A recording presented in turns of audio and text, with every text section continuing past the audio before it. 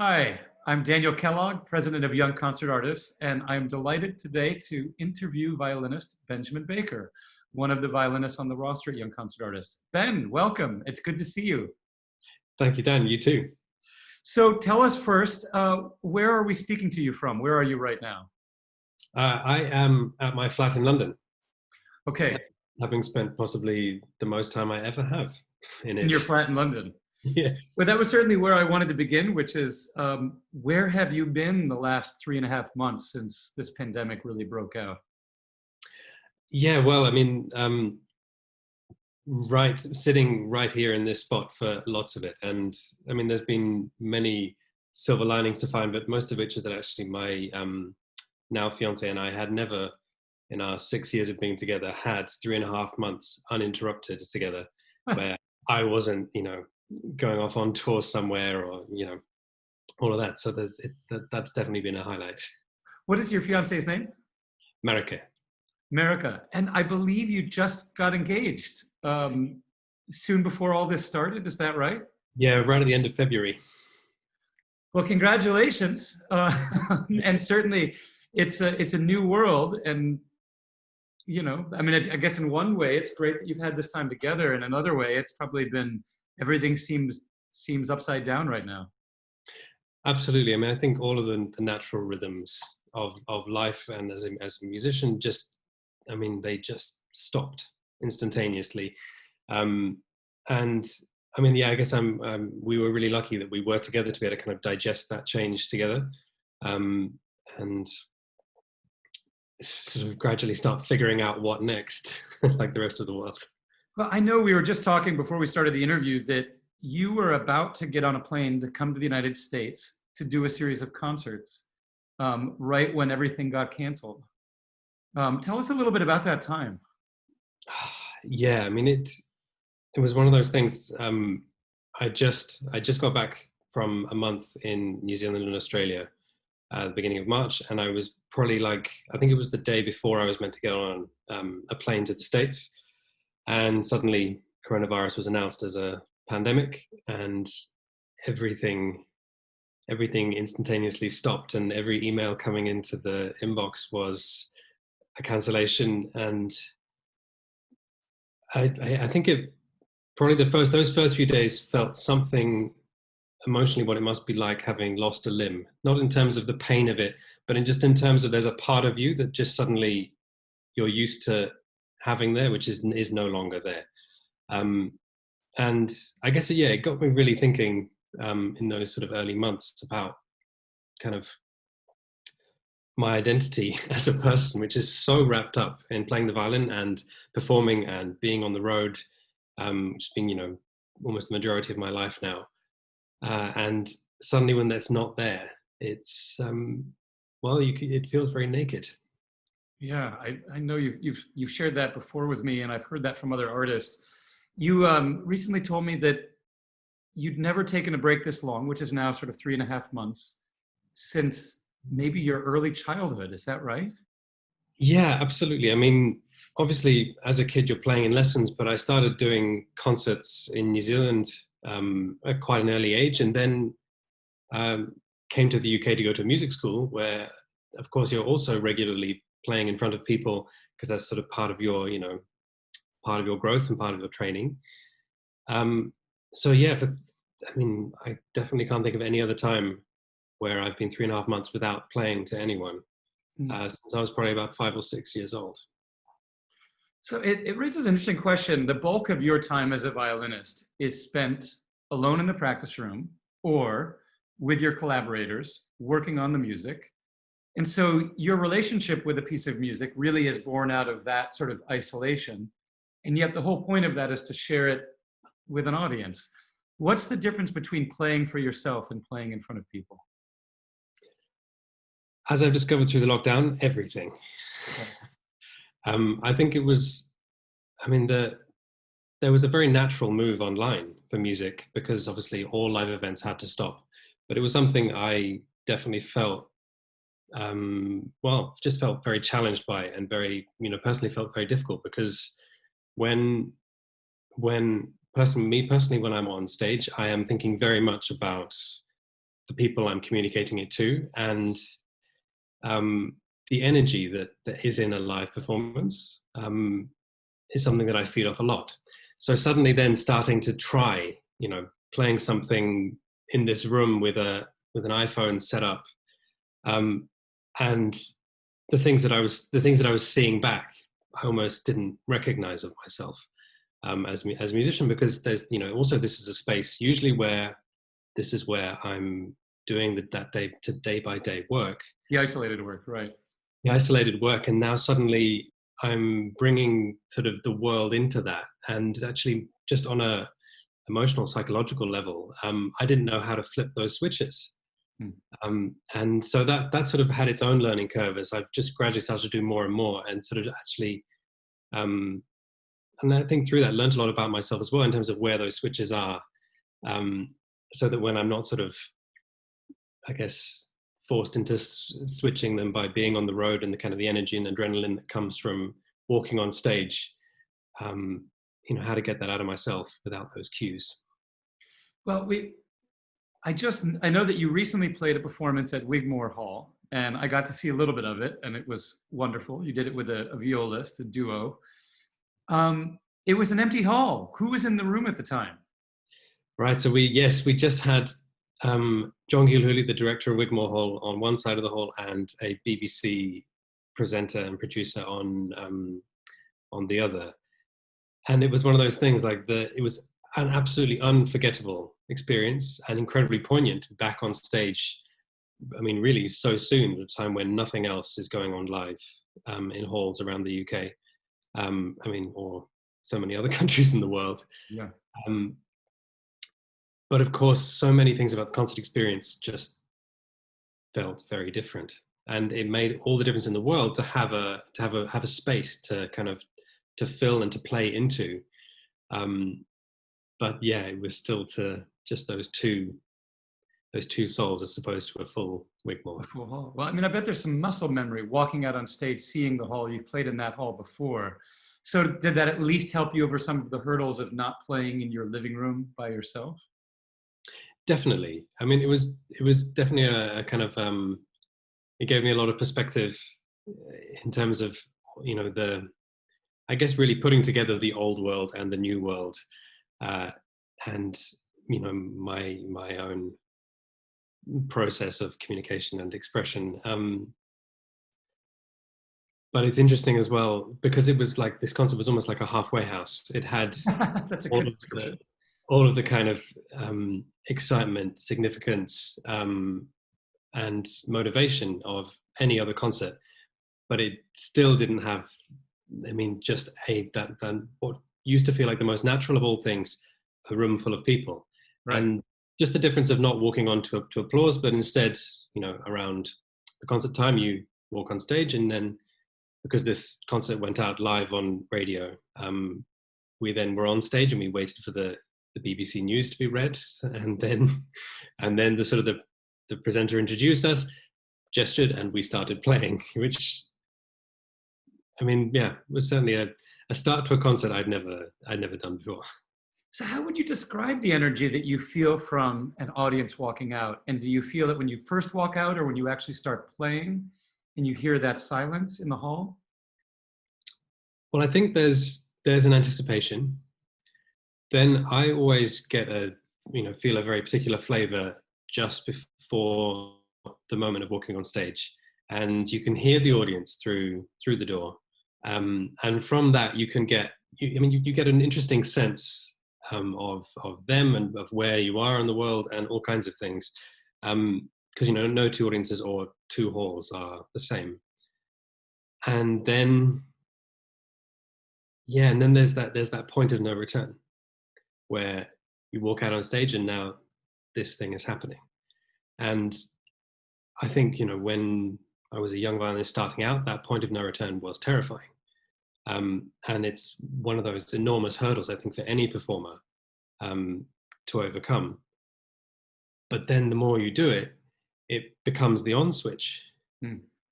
And without that on switch, it then becomes a sort of a psychological internal kind of process, more like, you know, you do in the practice room in isolation, but now, like we were talking about before, it's about getting yourself to, I don't want to say pretend because you're not pretending, but to remind yourself that now you're into, you know, deliver, communicate, connect mode. Will you learn more about a piece of music or take bigger risks when you're playing it in front of a live audience? Absolutely. Uh, How would you describe that? I think again, it's one of those things of when you're in the moment, all those hours of practice, at least for me, are about having the ability on stage to take the risks necessary. Of course, with any piece of music, there will be a certain kind of, you will have a concept and an idea and some kind of a plan. But sometimes, especially when there's other musicians are involved, that's when surprising things happen. And the ability to bounce off those in that kind of electricity of the moment is, I think, one of the real, you know, joys of live performance.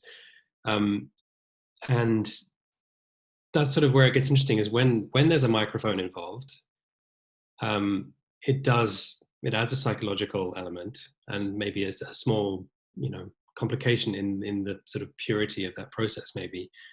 But when there's a full hall, it's very easy to overcome. When you're in your living room, it's a real challenge. And again, kind of, the Wigmore was an interesting reminder of, like, it's sort of halfway house. There were two people there, you know, which is still, you know, it's still person to person, which makes all the difference in the world, in, you know, and in a phenomenal space. Well, one of the greatest spaces for string tone music in the world. But it's still, there's certain things you can't recreate without a room full of people. And of course, part of the Wigmore Hall is that you were playing with a collaborator, you know, violist, chamber music, whereas many of the things we're seeing in people's homes, unaccompanied Bach seems to be the meal of the day. And at least when you have somebody else there, there's that chemistry, that interplay that happens, and there's more of the unknown. But so let me go back to the sort of quarantine where you really sort of locked at home and the world has changed. There's no concerts. So what have you been doing with that time? What has it been like for you? First of all, it was just a little bit of dealing with the shock of it all. Okay. um, then I think as time went on, it was a mixture of an amazing gift as well as an amazing shock, because in a way that I haven't felt for years, I could wake up in the morning and sort of choose how I wanted to spend my time. And it was no longer a question of things that just have to be done right now. And I think it's sort of, yeah, it was like a wonderful gift, but also like posed a lot of internal challenges. I mean, one of the things I've always loved to do is just get outdoors, which in the early lockdown was difficult to do, or not allowed. So that kind of, as soon as that started easing up, I was using that opportunity a lot. Um, and I think also just, it was incredibly useful just to have the time and space to actually give the violin a little bit of, you know, have a bit of distance from each other, and then sort of reevaluate our relationship, because it's just been so much one of those things that happens. And you know, things have been so, you know, so wonderfully busy for such a long time, that just having that space from each other, I think put a lot of freshness into the relationship. And also, I think just in the knowledge that for me personally, I wasn't interested in spending more than a few days away from it. Mm. Even if I wasn't practicing a huge amount, I would still pick it up and want to just play something or try something, or, you know, there'd be a curiosity that I wanted to try out. And knowing that and sort of discovering that, I think is, yeah, just giving me a lot of encouragement and confidence Has, into that. has this time, sort of related to that, has it caused you to ask and or answer any big questions about music making, life, what you think about the violin, your future? those questions were definitely there. I think also I think everyone's entry into the lockdown was quite different. And I think that had a huge, effect, as it would, in terms of how how we each individually dealt with it. Personally, I look at myself and I go, yeah, I was pretty exhausted. And I'd had an amazing couple of months of the year so far, and was obviously preparing for this tour in America, and then actually quite helpfully, kind of from middle of April, there was a small respite, but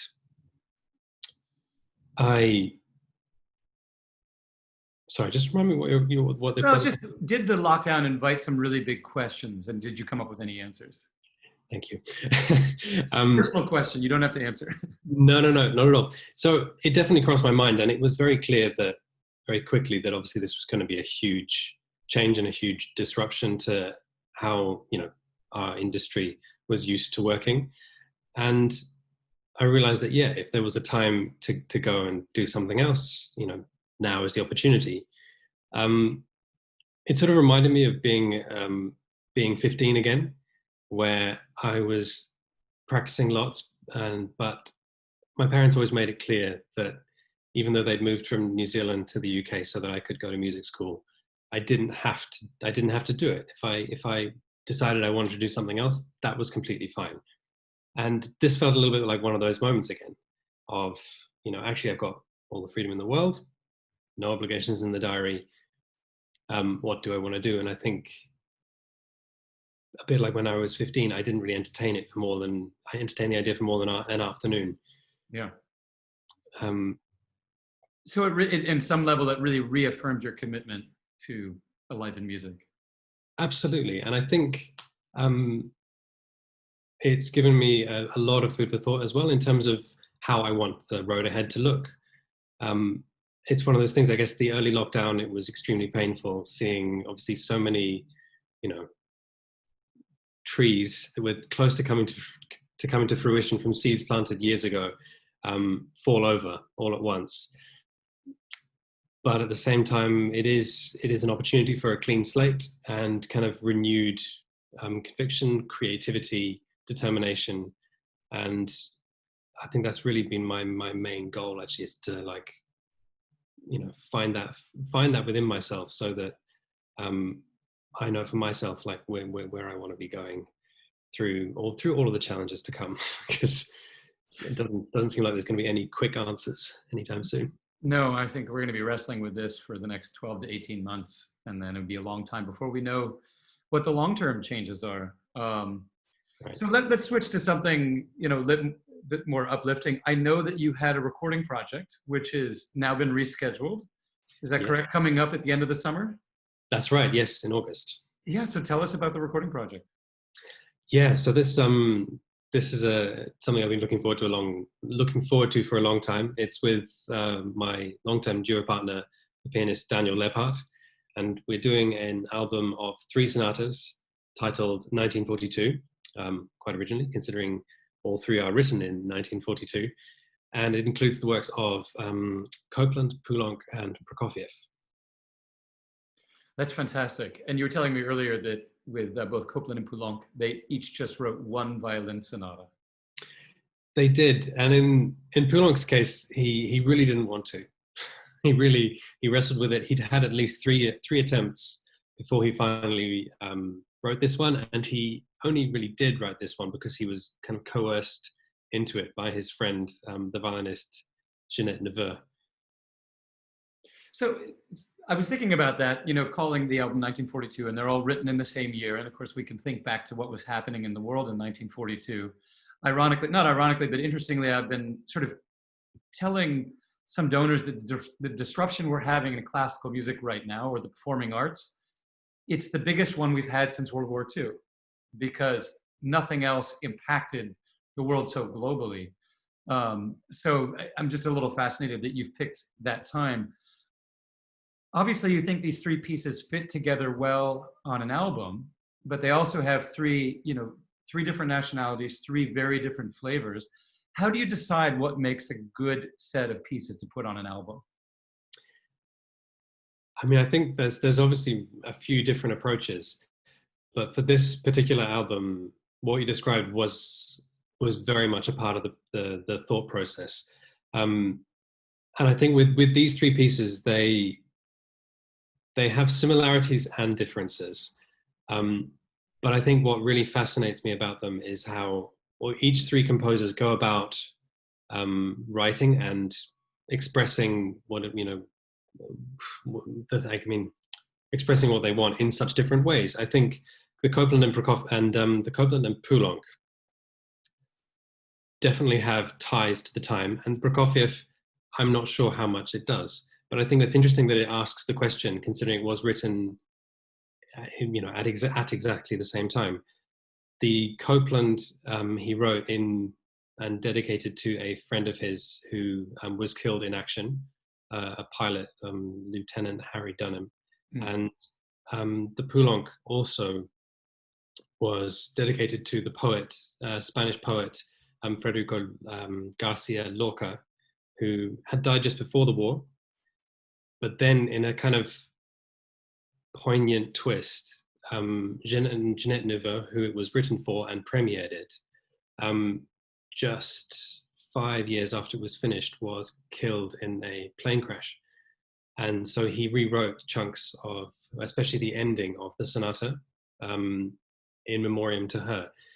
So I mean, I don't know, it's music that really fascinates me, and also is at a time when composers were, I mean, in the broadest sense of the word, being challenged and by kind of what had been done in music before.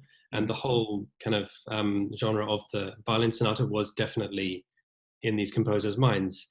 I mean, the Poulenc, especially when he finished it, he wrote in a letter something like, the monster is done, and kind of sort of showed, he said, this is something very, very different from what we've come to expect from beautiful violin sonatas of the 19th century, but the violin prima donna over piano arpeggio makes me sick.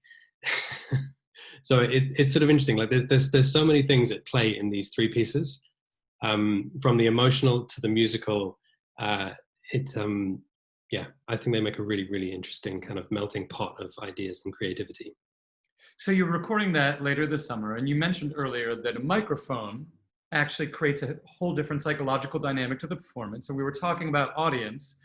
You have recorded commercial albums before. How does that experience differ from a concert hall or doing an iPhone concert in your living room? Absolutely. Well, I mean, from previous recording studio experiences, I feel like it's possibly the most energy intensive experience possible. And I think it's for that same reason of that you have to be switched on for every single note, every single second. And I think, I mean, when you're in a concert hall, it's our job as performers to emote kind of things to provoke a response from our listeners and communicate this incredible music. But I think through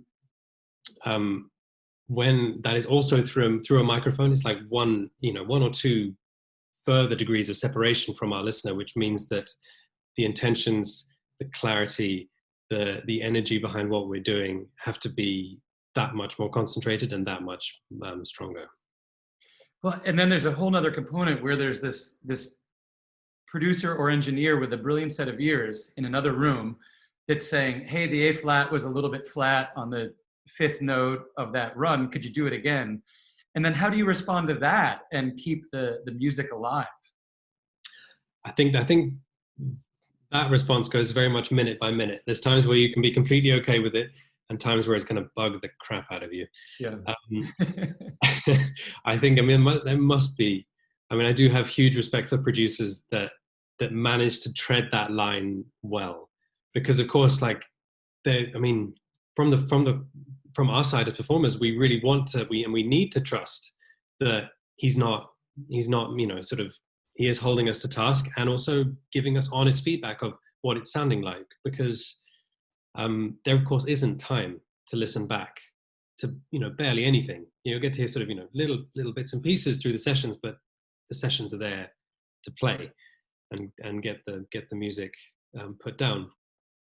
So yeah, I have huge admiration for the producers that manage to handle that relationship well, because over we're recording this album over 2.5, 3 days. Over 3 days, the ups and downs of energy and emotion. Yeah, I mean, even I do see different sides of myself through it. I would guess that of all the range of activities a musician does, it's the thing that's the most demanding and draining in a concentrated period of time is recording. And for people that don't know, what we desire is this beautiful finished thing that we live with. And I mean, I have recordings that I've cherished for decades now, and you almost don't really want to know how complicated it was to make. It's it's the idea of seeing the sausage being made. You just don't want to know what goes on in that recording studio. Absolutely, yeah. Also from it's nice just to produce the music and then see what comes out the other side. And often there's a chance to at least make some tweaks, but I can't even imagine. I'm not sure I would even have the patience to listen to that much of myself. Well, that's an honest thing to say. So I want to ask, related to this, one, I'll ask about Daniel Lebhardt, your collaborator. But before that, I have a question I'd love to ask people about Copland. I love Copland. I feel like he had a lot to do with creating a national sound in American classical music. And you've mentioned 3 composers, Prokofiev and Poulenc and Copland, that all have a national identity that we could identify in their music. So you happen to be New Zealand born and raised, and I think you told me at age 15 you went to Great Britain. And yeah, I'm a little bit younger. I was 9 when I moved. Oh my gosh. Okay. So started in New Zealand and then spent much of the rest of your life in England. So do you hear an American sound in Copland, and how would you articulate that if you do? I definitely do. Okay. I completely agree that each 3 pieces have their very particular sound. With the Copland, one of the things that really made me fall in love with it were not only just the bits of it that remind me of Appalachian Spring, but there's something about the way that he alludes to more than he's saying. And there was something very, this piece in particular is, the first couple of movements are actually very sparse in terms of, texture and notes. It's very, very sort of spread out, incredibly free. But there's something about it that when I hear it, it puts an image in my mind. For me, that would be a prairie, or just kind of something of a huge amount of space, and something that I feel fortunate to have explored America a little bit. That it ties into those memories, and especially being from New Zealand, landscape has always inspired me a lot. And yeah, for me, there's something about Copland's music which always inspires that kind of picture and sort of architecture. Well, all right. So I have a chicken and an egg question. You talk about that you've been around America a bit, so you've seen vast open spaces. You've probably seen mountains. You've probably been to California, where Steinbeck wrote so many of his stories that define America. Do you think there is something that Copland captured that is essential to that landscape, or do you think that Copland just created that landscape the best in music, and then we've all absorbed that? It's a very good question. I feel like probably only Copland could know. Yeah, I feel like it's an eye of the beholder thing. In the same way that Benjamin Britten to the UK. I was going to ask about or Vaughan Williams or any of those people. Absolutely, it's kind of like their language became synonymous with and sort of significant in it, sort of the way it connected to those things. But I think it is there, to my mind, at least my money would be on that it's their particular language and their individuality Mhm. that sort of had the potential for us all to then come along and find our own connection to it. Oh, that's a great answer. Thanks. So let me shift and ask about Daniel Lebhardt. So Daniel is also on the Young Concert Artist roster as a pianist, and you really are collaborators, co-collaborators. You've been playing together for how many years? At least, I think we're coming up to 5. Okay. And so Yeah. where did you first meet and start playing together? We did both study here in London, but amazingly didn't meet each other until we both joined the roster of YCAT, Young Classical Artists Trust, here in London. And yeah, it was one of those things. I remember hearing him play in the auditions and was just, really blown away. But it was then through starting to work together that I guess that relationship began. And I mean, for me, a duo is sort of as intense a relationship as it is with my fiance, in terms of the more you both bring to the table, the more is possible.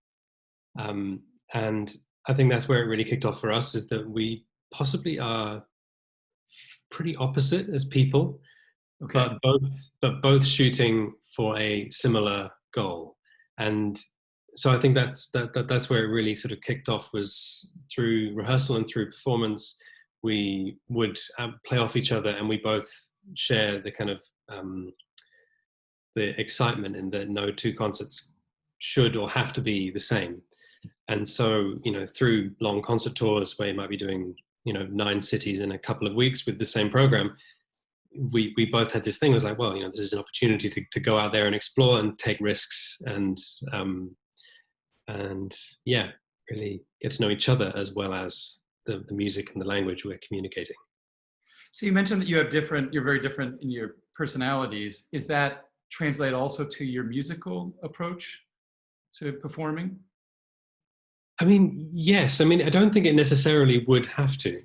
but we've noticed of each other that that we often do tend to approach things from different angles. I mean, I think just one example is obviously when you're first coming to a new piece, there's 2 sort of opposite approaches to come from. One is that you start with, looking at the macro, the big structures within it, and the other one is that you look at the micro, the little details, and of course all the possibilities in between those 2 extremes.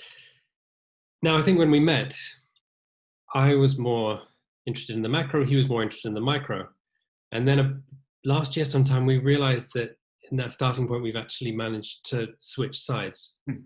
I don't remember a time where we were, starting at exactly the same point, but it's one of those things that it doesn't have to be opposite.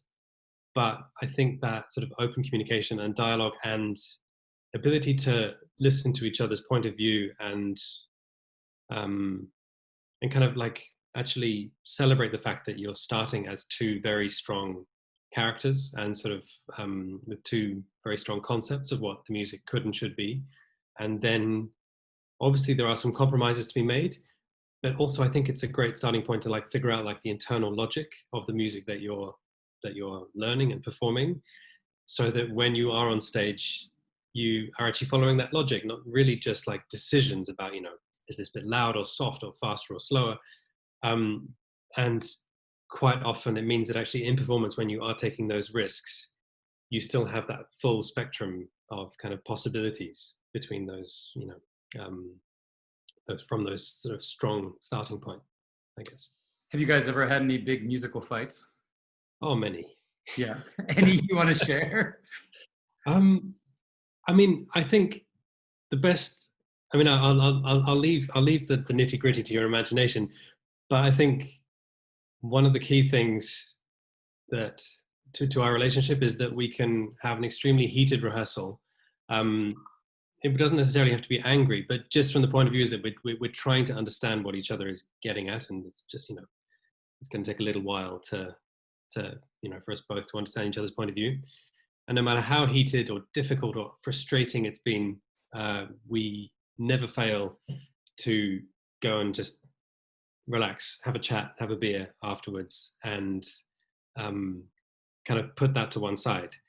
So I think, yeah, over the years, it's definitely evolved that we have now a very strong personal relationship and a musical relationship, but the two don't have to be, on top of one another. Well, and happily, unlike a string quartet, you come together for a certain portion of activities over the course of a year, but then you also have very active, separate musical lives. Um, Absolutely. I do think that's probably the best of both worlds is we have intense periods together where we enjoy working together, and then a suitable amount of space too. so I want to get to asking about dance, but before that, just to get maybe some fun stories, you have described a life that's very active on the road and running around all over the globe. You know, you're active in the US, active in Europe, you're doing stuff in New Zealand, which we'll also talk about. What are some really sort of extraordinary and hopefully funny stories about being on the road? Maybe funny looking backwards. I mean, it's one of those things. I mean, it's funny. It is funny what you get used to. Whether it's crazy travel or unexpected things. I mean, for instance, actually, when I auditioned for YCA, I was due to be flying to New York, and I got asked to step in for a concerto in New Zealand. And if there's a will, there's a way. You'll find a way to do it. And so I did end up flying to New Zealand for 24 hours to play Tchaikovsky, and then continued on to the States. So I think in the end, by the time I landed in New York, I'd spent about twice as long in planes as I had in New Zealand itself. Wow. I mean, another example of one of those stories is actually when I was quite young, and I was doing a concert in Italy, really beautiful and sort of mountain town. Had been there for a few days rehearsing, and then it turned out a friend of mine was doing a concert in a couple of villages over. But I discovered this when he gave me a call saying, I was meant to be playing this concert tonight, but there's been a contractual, mistake, and it's actually within an exclusion zone for another concert, bigger concert I'm doing in the main city of this region.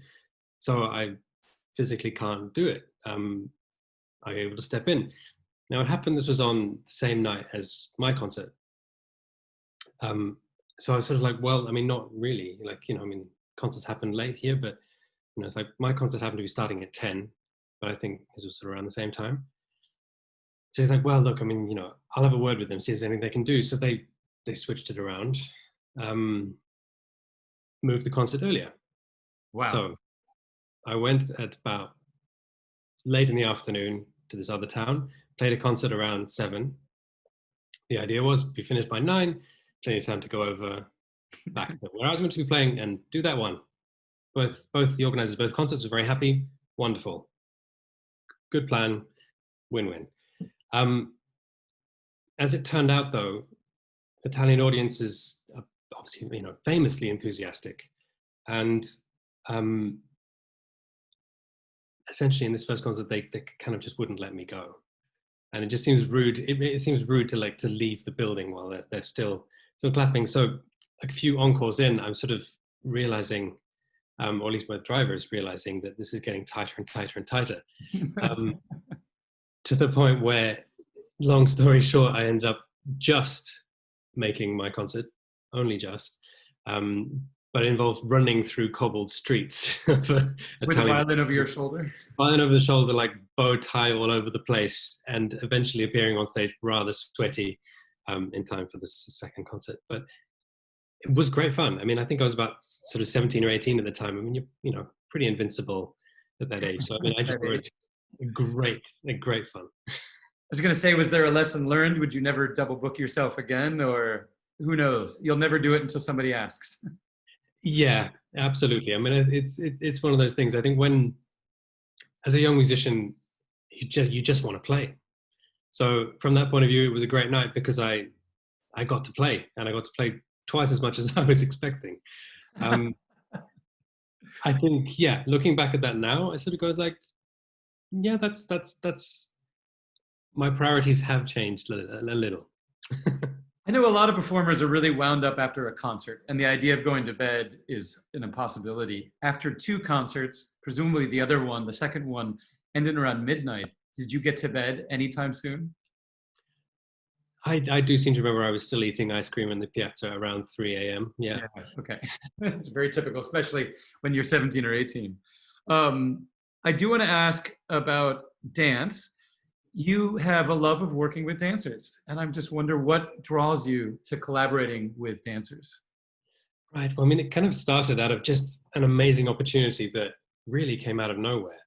Um, I think it was about 2013, I got an opportunity to go and work with the Royal New Zealand Ballet Company for 6 weeks for this wonderful little ballet, which is written or choreographed around two virtuoso violin pieces.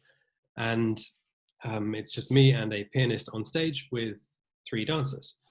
Um, I mean, there were many amazing things about it, not least just to have the opportunity to be the fly on a wall in a ballet company on tour for 6 weeks. But I think by the end of it, I really would have never have guessed the kind of effect it had on me in those 6 weeks. I mean, I guess really where it started was just, it was amazing just to sort of feel the difference between when I arrived on day one, and the dancers were quite apprehensive because they'd been learning this choreography and, to a recording, and suddenly there's this live unpredictable, other person involved, and there's a real trust issue and a trust that has to be established, that they understand that I understand what they need, and I mean sort of vice versa. Of course, in big productions with orchestra and lots of dancers, that comes down to selection of tempo, which is the conductor's job, and I don't envy them, because I think probably for most ballet conductors, they're either wrong or wrong, whichever way they go. But through the rehearsal period, we found our working tempo, and then as we started to get into shows, we sort of realized we didn't really, because this is such a small operation, just a few dancers and me, there's so many creative possibilities and so much malleability in what happens that kind of these strictures were just no longer necessary. So instead of thinking tempo, we kind of started by just taking a breath together. And moment by moment, we went through this 20 minutes of music and dance. And it started taking on a new shape, and we started exploring new creative corners to it. And it brought a whole new dimension to my experience of these two virtuoso pieces. And it, well, yeah, I mean, they've never been the same to me again.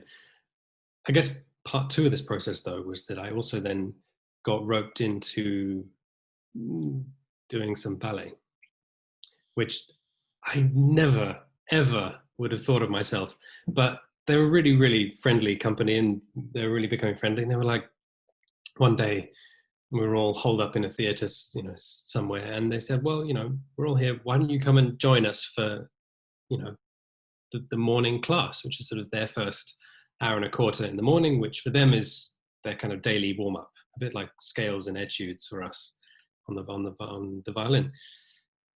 I sort of went, okay, sure. And I joined for about the first 20 minutes, was completely exhausted and quite bewildered.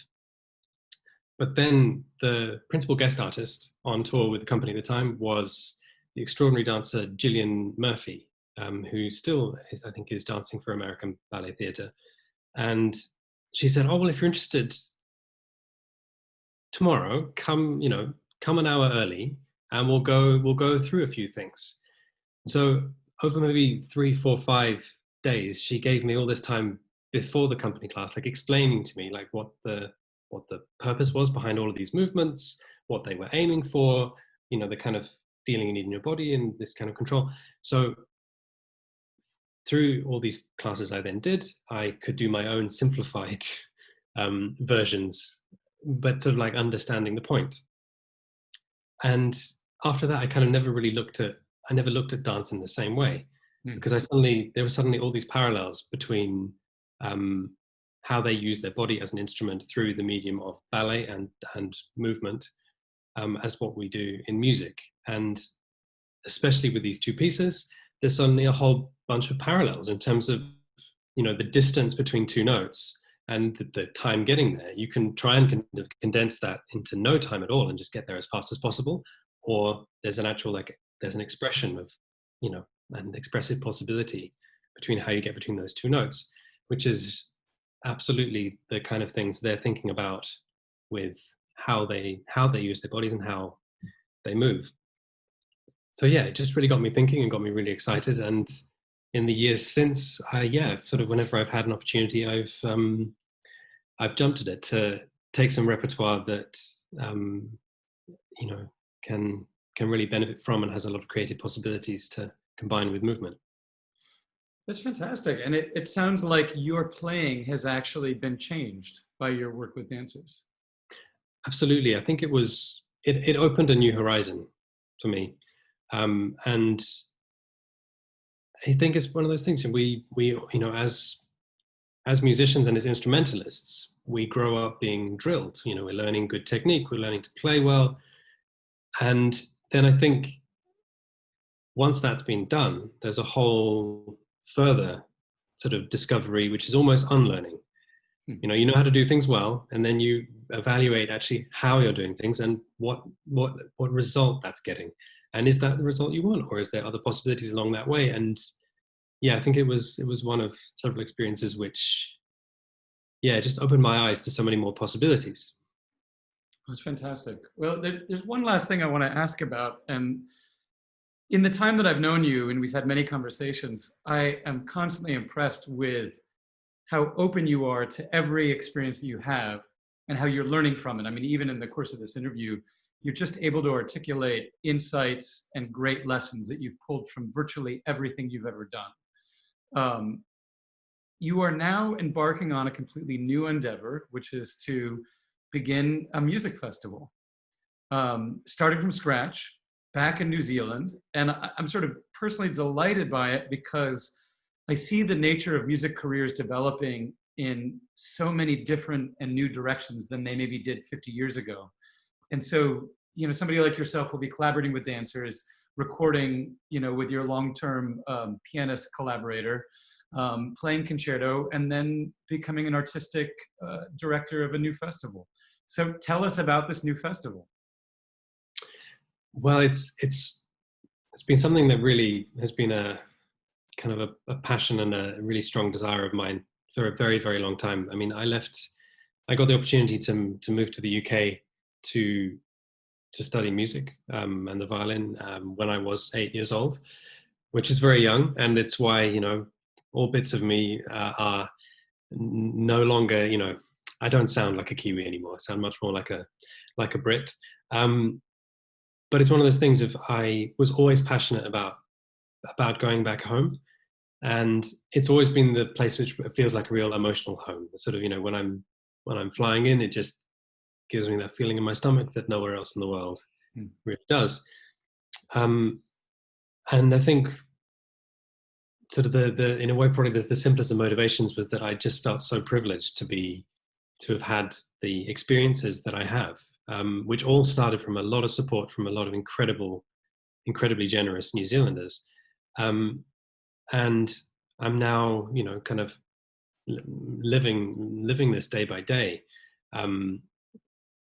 And I want to bring some of those people and projects and repertoire and all the things that inspire me and sort of fuel me as a musician and artist back home to New Zealand, just to share, but also to connect with the next generations of young New Zealand musicians.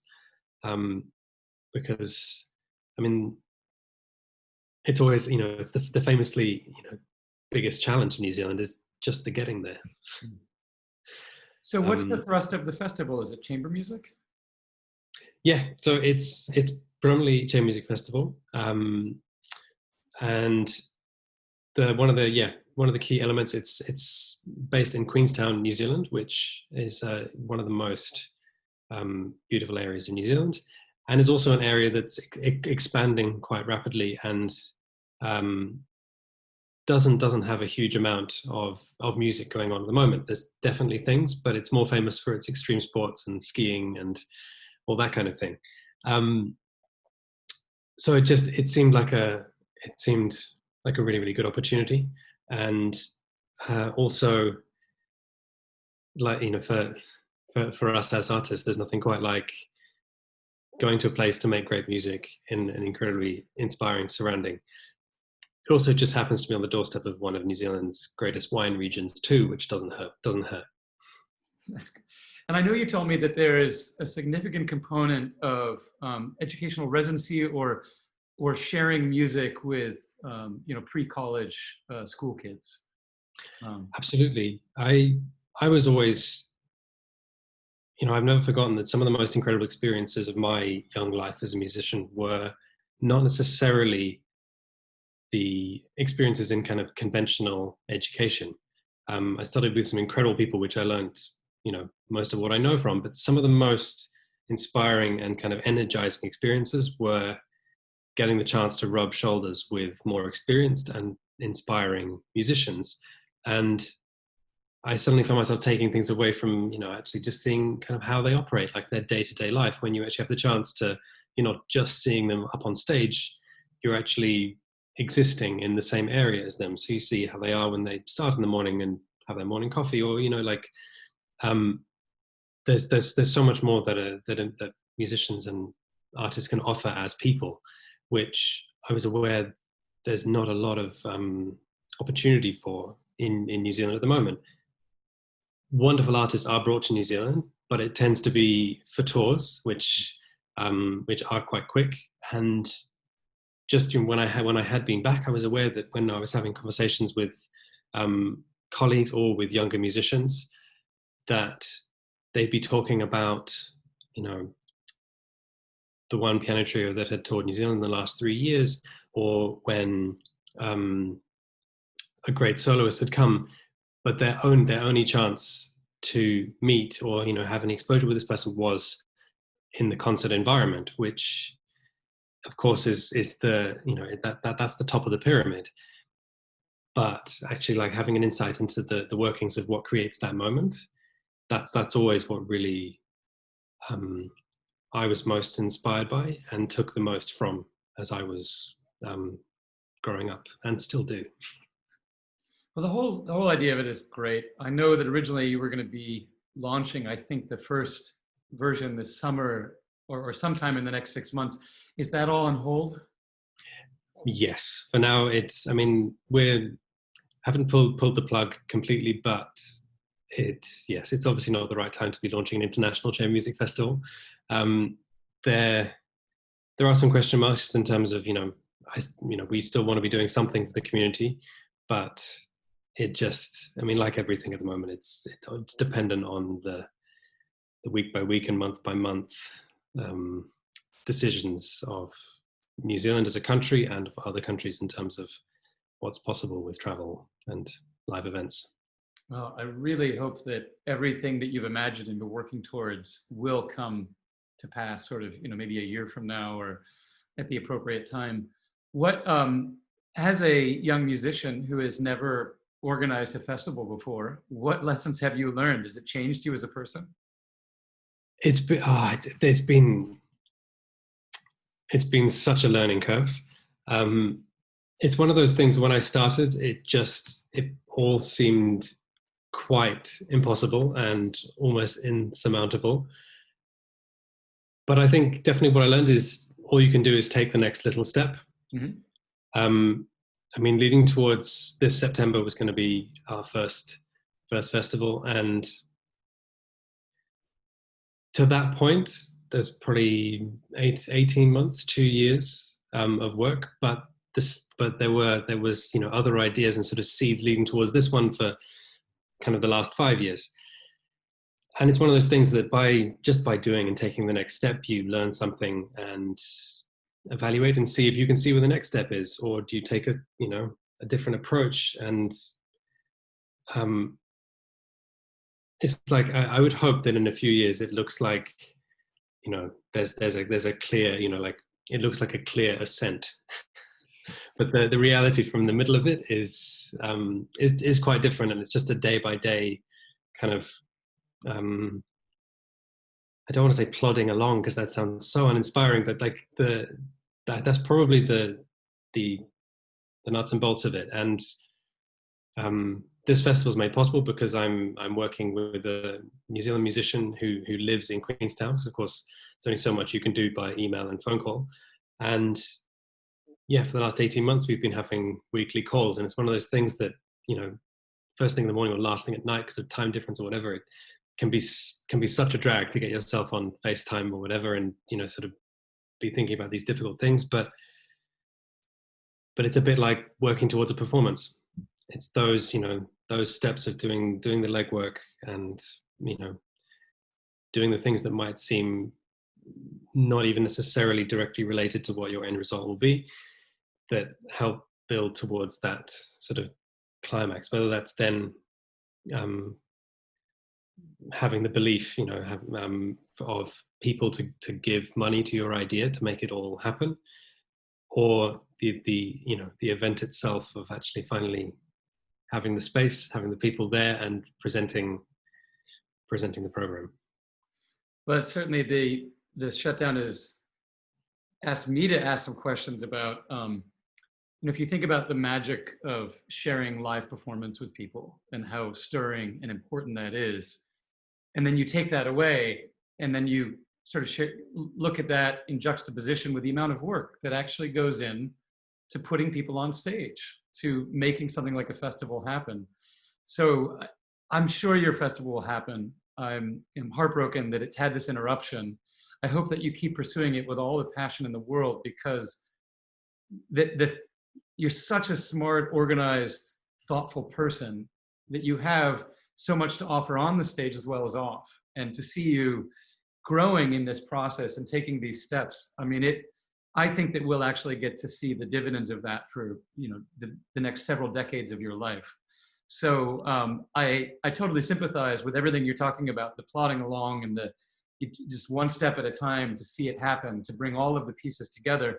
But there's a part of me that just, I'm bubbling with joy seeing you learning this and tackling this, because that's how music happens. And that's how the next generation of festivals, leaders, collaborations, it all happens that way. So I hope that every bit that you put into this carries forward so that it happens in the future.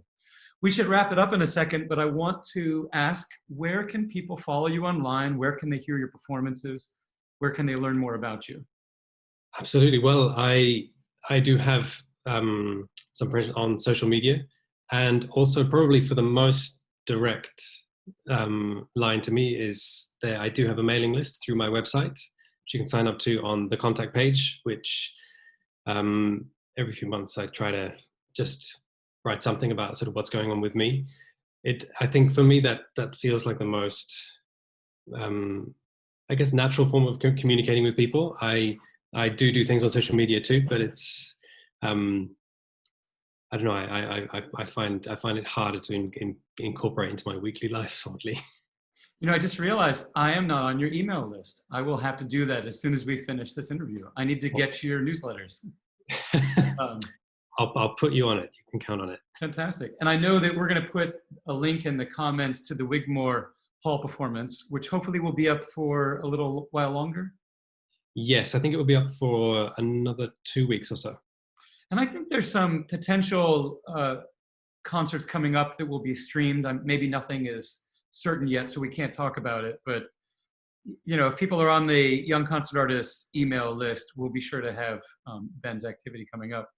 I just want to thank everyone for tuning in today at Young Concert Artists. Our mission is to discover people like Ben and help them get their career started, get them on stage, nurture them, get them around the world performing. And right now we've started something new called Keep Our Artists Working, which is to help artists have project money to actually do things right now in this time period where there are no regular concerts.